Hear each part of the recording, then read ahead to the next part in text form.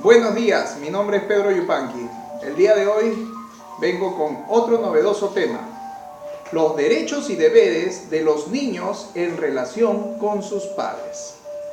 Este tema se encuentra basado en el Código de los Niños y Adolescentes, en la Ley 27337, que se dio el 7 de agosto del 2000. Para entrar en materia, vamos a analizar los derechos y los deberes del niño. Los niños son de 0 a 12 años y los adolescentes de 12 hasta los 18 años, donde logran su emancipación. Sus derechos: a la vida y a la integridad, a su atención por el Estado, a vivir en un ambiente sano, el derecho a tener un buen trato, a su integridad personal, a la identidad. También tienen derecho a la inscripción en los registros de la RENIEC, a vivir en una familia, la libertad de pensamiento, conciencia y religión, que es muy importante. Tienen derecho a la libertad de opinión y a la libertad de expresión. Tienen derecho de asociarse. También tienen derechos de educarse, capacitarse culturalmente, académicamente, y también derecho de ejercer un trabajo de acuerdo a su edad. Dentro de los deberes, la ley nos señala, en relación a sus padres, que ellos deben respetar y obedecerlos. Deben de estudiar satisfactoriamente, cuidar a sus ascendientes, padres o abuelos en el caso que corresponda, prestar colaboración en el hogar, conservar el medio ambiente, cuidar su salud personal, no consumir sustancias psicotrópicas, respetar sus ideas de los demás, de las otras personas, respetar las leyes y el derecho de todos los demás. En cuanto a los padres, tenemos deberes y derechos. Estos deberes y derechos son los siguientes: velar por su desarrollo integral, proveer su sostenimiento y educación, dirigir su proceso educativo, tenerlos y recuperarlos, representarlos en toda actividad jurídica, recibir ayuda de ellos y administrar sus bienes.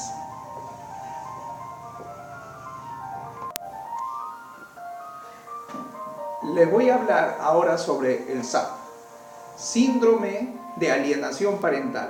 En la relación de hijos a padres, ya hemos analizado los deberes y derechos, donde el deber ser nos exige una buena relación entre hijos a padres y padres a hijos, de carácter recíproco, donde se merecen respeto y deben darse las libertades correspondientes a la educación y al trabajo. Sin embargo, este síndrome de alienación parental empieza primero por los padres. Los padres resultan estar alienados cuando cometen algunas conductas de las cuales vamos a hablar. El síndrome de alienación parental tiene 3 modalidades: la leve, moderada y severa. Vamos a analizarlas más o menos. Y esta síndrome resulta ser un lavado de cabeza, un lavado de cerebro a los hijos. Se tangibiliza en hablar siempre en forma negativa, faltando a la verdad y menospreciando al progenitor que no se encuentra. Entonces, mientras uno habla mal del progenitor ausente, entonces ya está ese padre o madre con el síndrome de alienación parental. Como he dicho, empieza en los padres, pero luego se instala en los hijos, y ahí el caso es severo. Estas son algunas de las características de este síndrome en forma leve: cuando los padres desvalorizan e se insultan frente a los hijos.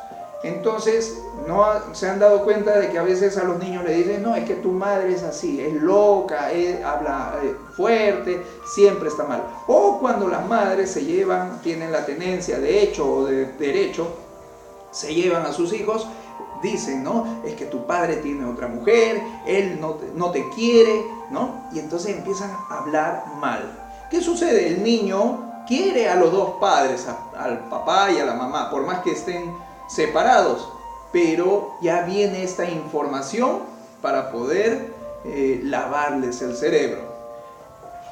También presentan a su nueva pareja como padre o madre, es decir, las personas se separan y tienen ya una nueva pareja y la instalan dentro de su hogar, y el niño no sabe quién es este nuevo extraño, y generalmente las madres obligan a los niños a que les digan papá al nuevo extraño. En el caso de los papás también, cuando tienen una pareja mujer y desde muy chiquito los pequeños quieren decirle mamá y lo permiten, cuando en realidad eso es erróneo. Uno de los derechos del menor es a la identidad. Él tiene el derecho de conocer quiénes son sus progenitores, por más de que no sea la persona quien está viviendo en ese hogar. Pero ya está empezando el síndrome y se los están instalando en los niños. Hablan mal de un progenitor o de la familia. Entonces, ¿qué sucede?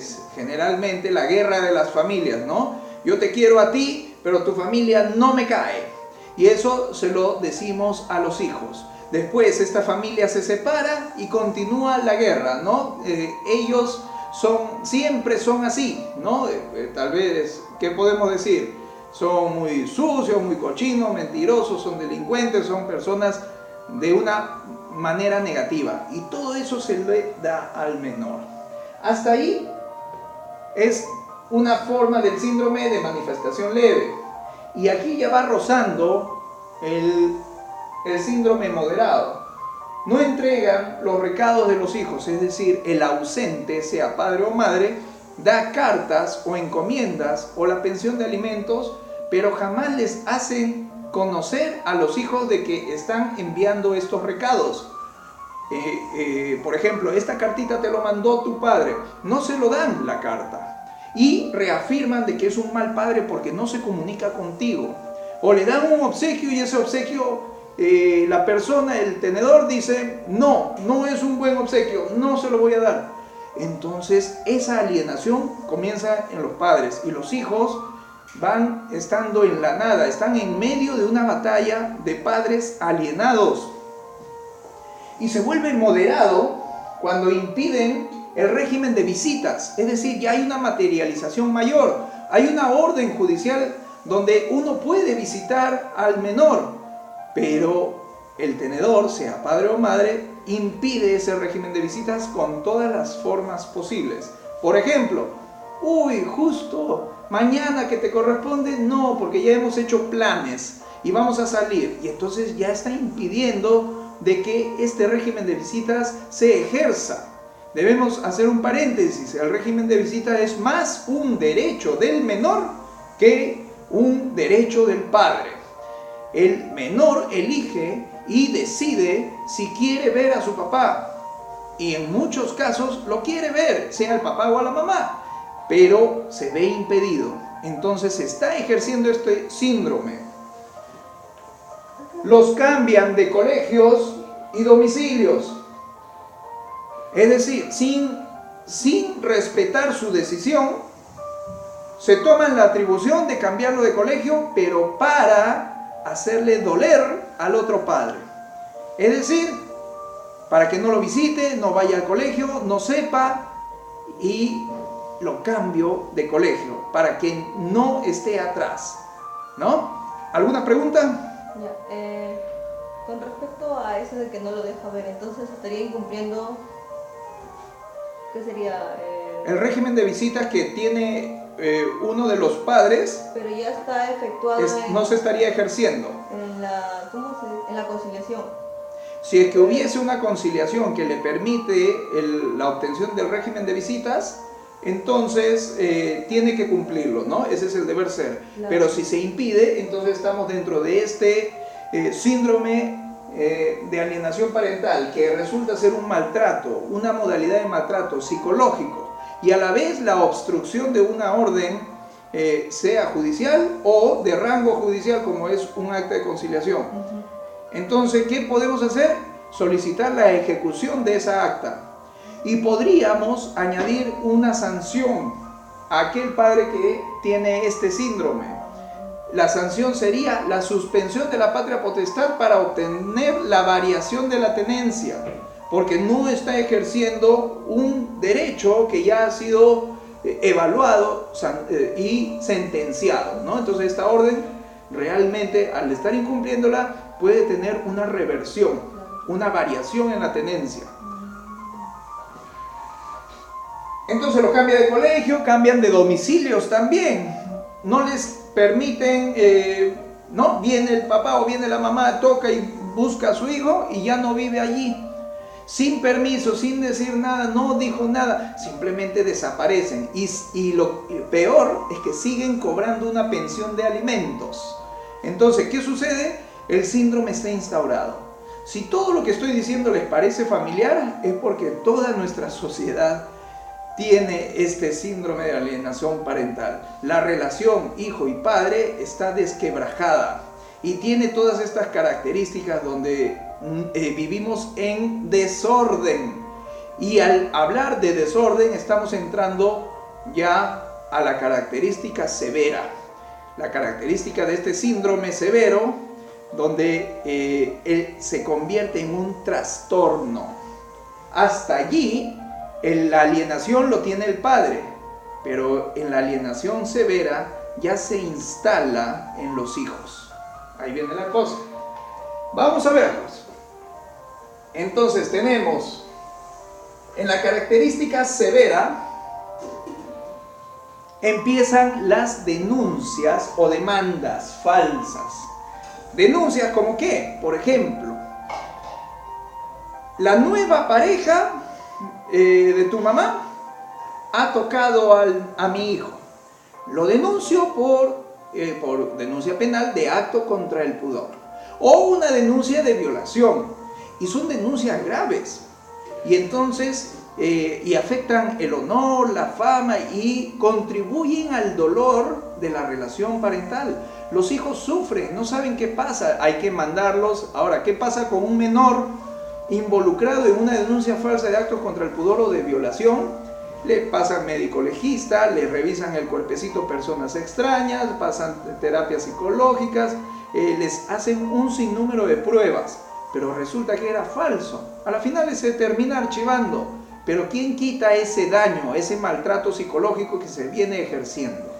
Entonces ahí hay algo para analizar, ¿no? La persona que promueve esta denuncia tendrá que ser sancionada, sea por la suspensión de la patria potestad, sea por un delito de denuncia falsa, ¿no? Y poder enseñarle a través de la ley que lo que está haciendo está mal. Mienten a los niños de diferentes formas. Los padres mienten de que tu padre jamás te visita, y a veces quieren visitarlo, pero ya les mienten tanto de que se instala esa mentira como algo normal, y los hijos dentro de su etapa escolar primaria o secundaria empiezan a decir, a replicar todo este acontecimiento. Sí, mi padre nunca me visita, mi madre es una prostituta, ¿no? Mi madre es mala, mi padre es ladrón, ¿no? Y repiten. Entonces todas las mentiras que fueron instaladas, ya los niños lo empiezan a repetir. Eso es porque ya se les instaló este síndrome de alienación. Entonces ya no solo son los padres los alienados, ahora los hijos lo son. Reprochan conductas a los hijos. Por ejemplo, lo que tú haces está mal, la música que tú escuchas es del demonio, tu forma de vestir es diabólica. Y entonces, ¿qué sucede? Este síndrome de alienación parental hace de que el hijo, al estar en medio de una guerra de padres, ellos busquen sus propias respuestas porque los quieren a los dos, pero los dos están en batalla, me informan, habla uno mal del otro, entonces ellos se forjan un camino diferente.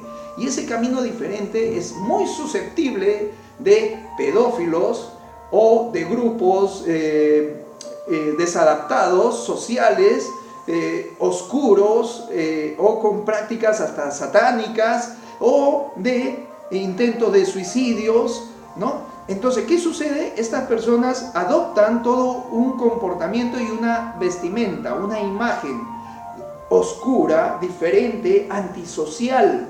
Y eso es porque ya se instaló el síndrome de alienación parental en el menor. ¿Gracias a quién? A sus padres alienados. Y este menor, entonces, al tener un sinnúmero de reproches del tenedor, de la madre o del padre, y le siguen reprochando todo ello, los menores, los niños y adolescentes, refuerzan esa conducta. Ahora, ¿qué sucede cuando ya están en tribunales o vamos a terapias psicológicas? Uno dice, mi hijo está mal, mi hijo se corta, mi hijo consume drogas, mi hijo se sale del colegio, mi hijo se viste así, tiene malas juntas. ¿Qué hacen los psicólogos?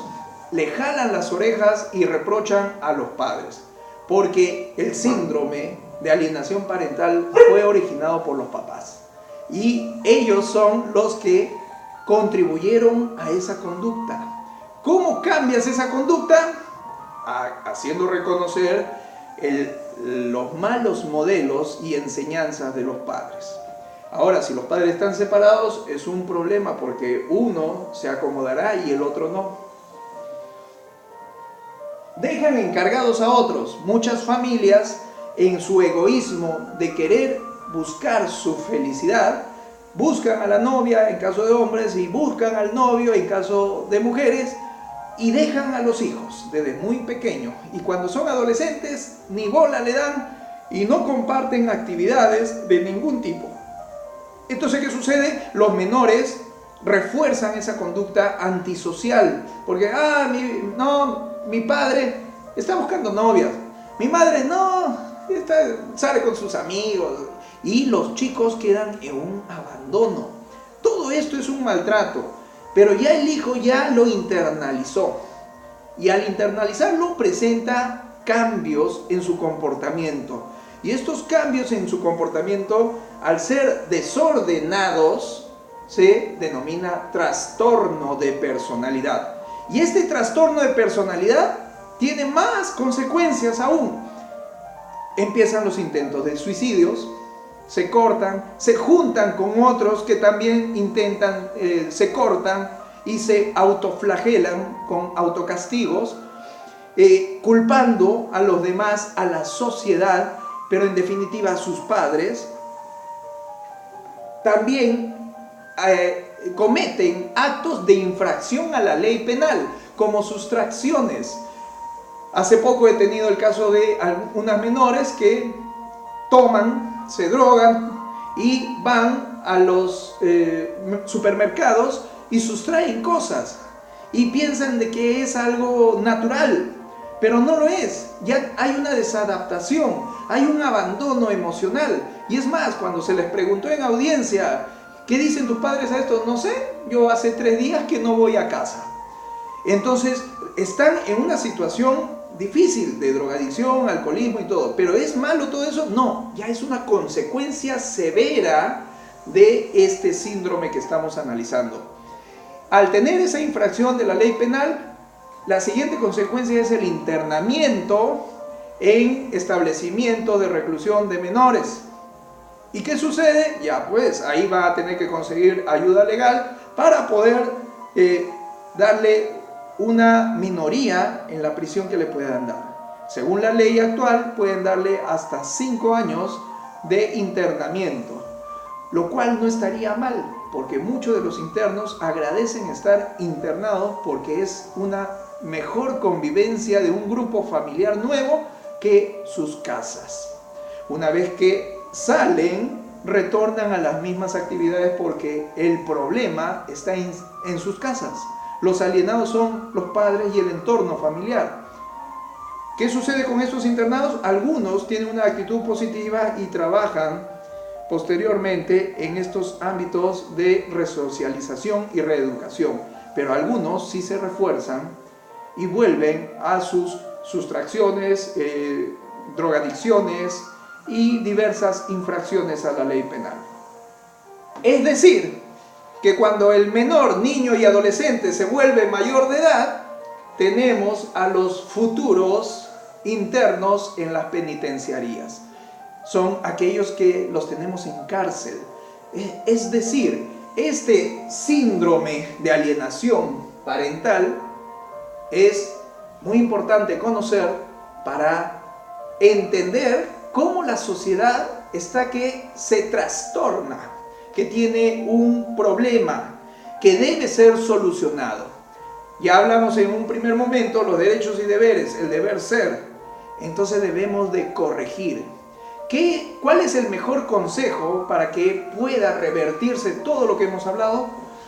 Acudir a terapias psicológicas con un profesional con experiencia, o uno de los padres tener esa terapia internalizada para que destruya sus creencias erróneas, su trastorno de alienación, y poder enseñar o reconstruir la alienación que ha venido dando al menor.